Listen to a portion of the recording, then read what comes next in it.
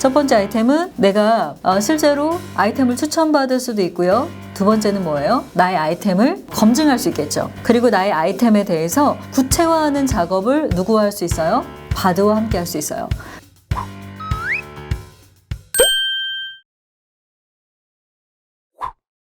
반갑습니다. MN컨설팅 연구소 김상미 대표입니다.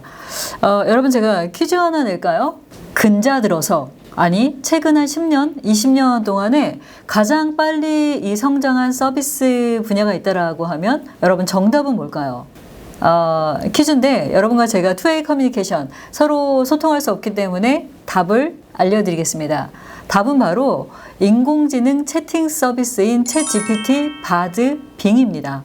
특히 챗GPT 같은 경우에는 2022년도 12월 2022년도 거의 말에 챗GPT가 이 스타트를 했죠. 그리고 나서 국내에서는 엄청나게 많은 전문가들이 챗GPT를 함께 공부해요. 뭐 예를 들어서 아마존에 책을 출판해요. 또는 챗GPT를 활용해서 논문을 쓰고 이메일을 보내고 굉장히 많은 다양한 이 서비스를 경험하는 사례들이 올라오고 있습니다.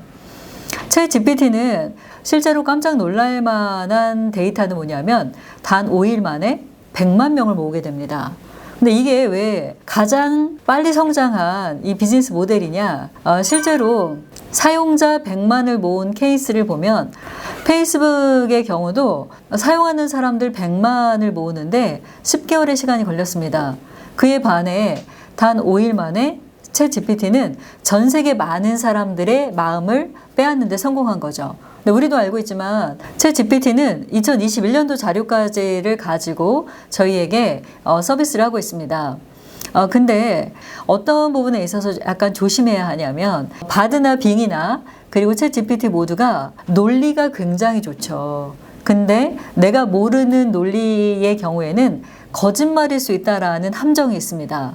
이 부분을 좀 조심한다라고 하면 상당히 유익하게 우리의 업무와 학업 또는 사업계획서까지도 다양한 솔루션을 만나볼 수 있습니다. 오늘은 이 챗GPT를 사용해서 사업계획서 쓰는 방법을 조금 더 구체적으로 이제 알려드릴 예정인데요. 그러면 지난번에 했던 것처럼 한국어 서비스가 되는 바드를 한번 들어가 볼게요. 바드를 사용함에 있어서 가장 많이 여러분이 고민해야 되는 것은 바로 프롬프트입니다. 프롬프트는 질문이라고 하죠. 실제로 질문만큼 어려운 게 없는 것 같아요. 왜냐하면 질문 속에 답이 있는 경우도 있고요. 그리고 질문을 어떻게 하냐에 따라서 내가 원하는 솔루션을 얻을 수도 있고 아니면 엉뚱한 방향으로 사실은 답변을 받을 수도 있죠. 우리가 사업계획서를 써요. 그러면 사업계획서에 있어서 가장 중요한 거는 뭐다? 아이템이죠. 그럼 이 아이템을 가지고 바드한테 물어볼 수 있어요. 예를 들어 한번 질문을 해볼게요. 2023년 트렌드한 사업 아이템 추천해줘. 2023년 트렌드한 사업 아이템을 추천해달라고 바드한테 얘기했더니요. 디지털 헬스케어가 나왔고 친환경 사업, 교육 사업, 라이프스타일 사업, IT 사업 등이 나왔어요. 그럼 이 중에 우리는 하나 사업계획서 써야 되잖아요. 그러면 디지털 헬스케어는 의료 서비스를 제공하는 것을 말한대요. 예를 들어서 원격 진료, 웨어러블 기기, 인공지능 기반 진단 도구, 디지털 헬스케어는 의료 비용을 절감하고 환자의 접근성을 향상시키는 등 많은 장점이 있대요. 이렇게 바드에게 프롬프트, 질문을 통해서 사업계획서를 쓸 수 있는 아이템을 추천받을 수 있다가 하나, 두 번째는 또 하나를 제가 보면 이렇게 질문합니다. 메디푸드 산업 현황 알려줘. 메디푸드라는 것은 위에 나와 있는 디지털 헬스랑은 약간 다르긴 한데요. 메디푸드에 대한 산업 현황을 알려달라고 했더니 메디푸드는 의료와 식품을 결합한 용어로 질병을 예방하거나 치료하는 데 도움이 되는 식품을 말합니다. 메디푸드는 고령화, 만성질환의 증가, 건강에 대한 관심 증가 등을 요인으로 인해서 전 세계적으로 가장 빠르게 성장하고 있대요. 이 두 가지의 차이점이 뭔지 아세요, 여러분? 첫 번째는 내가 아이템이 없을 때예요. 그럴 때 이 챗GPT, 특히 바드를 통해서 내가 사업계획서를 좀 고도화시켜 보겠다, 좀 작성해 보겠다라고 했을 때는 아이템을 추천해줘 라고 해서 바드가 추천하는 아이템이 있고요. 그리고 두 번째는 내가 생각한 아이템이 있어요. 그러면 그 아이템을 가지고 어떤 걸 하면 돼요? 실제 바드한테 메디푸드에 대한 산업 현황을 좀 알려줘 라고 이야기해요. 그러면 바드가 내가 생각하고 있는 아이템에 대해서 이 아이템은 어떤 거예요? 그리고 여기에 대한 시장 규모는요, 2018년도에는 1조 5천억 원이었고요. 그리고 2023년도에는 약 3조 원까지 성장할 거예요. 근데 바드가 어디를 기반으로 한 챗 GPT예요? 맞습니다. 구글을 기반으로 했기 때문에 검증을 구글에서도 하지만 네이버에서도 해야 돼요. 그래서 기존에 이 바드 같은 경우에는 구글을 기반으로 구글 안에 있는 데이터들을 다 모아서 질문하면 거기에 대한 답을 주는 거예요. 그래서 사업 계획 썼을 때 첫 번째 아이템은 어떻게 하는 게 좋다? 첫 번째 아이템은 내가 실제로 아이템을 추천받을 수도 있고요. 두 번째는 뭐예요? 나의 아이템을 검증할 수 있겠죠. 그리고 나의 아이템에 대해서 구체화하는 작업을 누구와 할 수 있어요? 바드와 함께 할 수 있어요. 그리고 바드와 함께 할 때 여러분이 되게 중요한 건 뭐냐면 첫 번째가 질문을 굉장히 구체적으로 해야 돼요.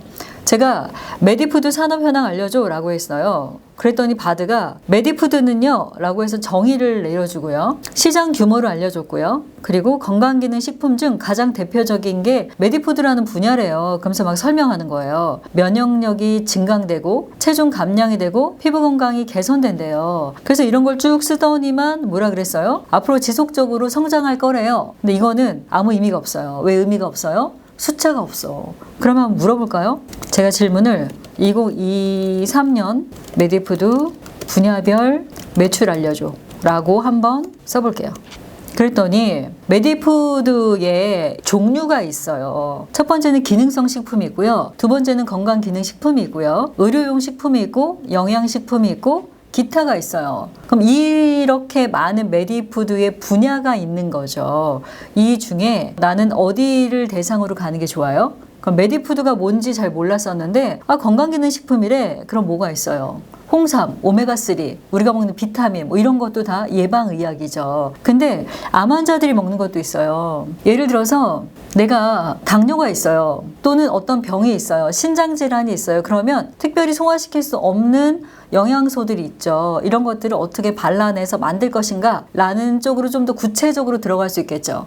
그러다 보니까 프롬프트를 작성할 때는 첫 번째는 구체적으로 질문해라. 두 번째로는 숫자를 물어봐야 돼요. 현재 산업 규모가 어떻게 돼? 또는 시장 규모가 어떻게 돼? 그리고 이렇게 할 수 있죠. 분야별 매출은 어떻게 돼? 라고 해서 숫자를 물어볼 수 있어야 하고요. 그리고 마지막에는 다양하게 비교할 수 있어야 돼요. 여기 나온 것처럼 메디푸드의 분야별로 한번 나눠서 보여줘 라고 했더니 기능성 식품, 건강식품, 그리고 의료용, 그리고 영양식품, 기타까지를 나눠줬죠. 이렇게 비교 분석을 해서 저는 어떤 데이터를 얻게 됐냐면 메디푸드의 정의, 메디푸드의 시장 규모, 메디푸드 종류별로 현재 매출 현황까지 알게 됐어요. 그러면 나는 그 중에 어떤 분야를 할 건데 이 분야는 기존의 메디푸드와 어떤 차별성이 있어요? 라고 쓸 수 있어야 돼요. 이렇게 챗 GPT를 통해서 세상이 엄청 바뀌었죠.